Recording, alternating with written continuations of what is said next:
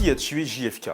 Des milliers de documents du FBI et de la CIA en lien avec l'assassinat de John Fitzgerald Kennedy viennent d'être rendus publics. Mais pas sûr qu'il suffise à calmer les ardeurs des théoriciens du complot qui y voient au choix la responsabilité des services secrets soviétiques, de Cuba, de la mafia italienne, du FBI ou de la CIA.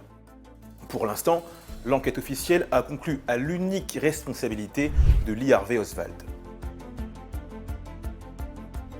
Nous sommes à Dallas, le 22 novembre 1963, en pleine période préélectorale. Le 35e président des États-Unis traverse la ville à l'arrière de sa Lincoln Continental Cabriolet avec à ses côtés sa femme, Jackie. La voiture traverse Dealey Plaza. 3 coups de feu retentissent. La première balle manque sa cible et vient blesser un passant. La deuxième touche Kennedy au cou et la troisième l'atteint en pleine tête. Transporté à l'hôpital, il est déclaré mort quelques instants plus tard. La police de Dallas arrête un jeune homme de 24 ans, Lee Harvey Oswald. Il nie en évoquant n'être qu'un pigeon.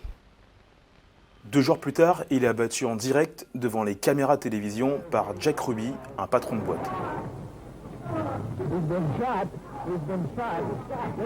Quelques jours après, une commission, la commission Warren, est créée pour comprendre les circonstances de l'assassinat et couper court aux rumeurs. Elle conclut à la responsabilité unique de Lee Harvey Oswald.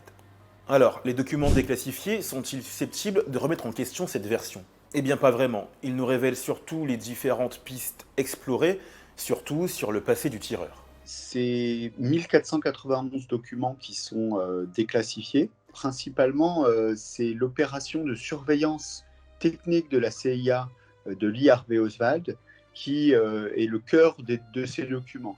Et en particulier son voyage à Mexico début octobre 1963 et ses liens possibles avec l'ambassade de l'Union soviétique à Cuba. Il y a aussi le rôle d'un avocat de la mafia qui a servi d'informateur à la CIA. Mais pour la plupart des chercheurs, ce sont des documents qui sont difficiles à lire, à étudier. Ce qui prévaut pour le moment, c'est plutôt la frustration aux révélations. Ces rapports déclassifiés montrent également que les enquêteurs se sont intéressés aux liens que pouvait entretenir Oswald avec des groupes communistes en Afrique. Mais ces documents ne représentent que 10% de tout ce qui reste encore à dévoiler. Une loi du Congrès datant de 1992 a exigé que tous les documents liés au président Kennedy soient rendus publics dans les 25 ans. D'ici l'an prochain donc, mais pas sûr que ce soit le cas.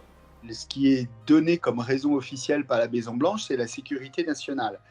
Pour beaucoup d'Américains, la question du complot ressurgit.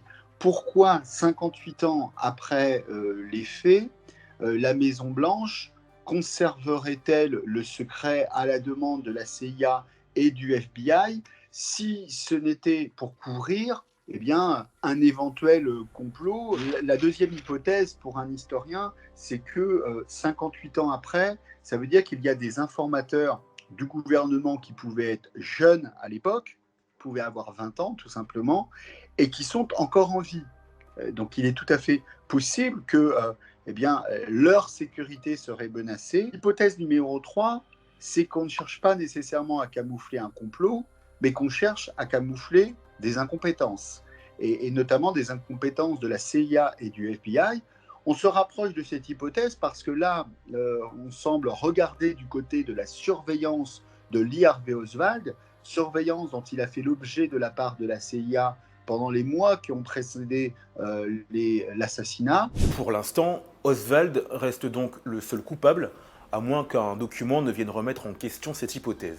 D'après un sondage de 2017, 61% des Américains ne croient pas à la version officielle.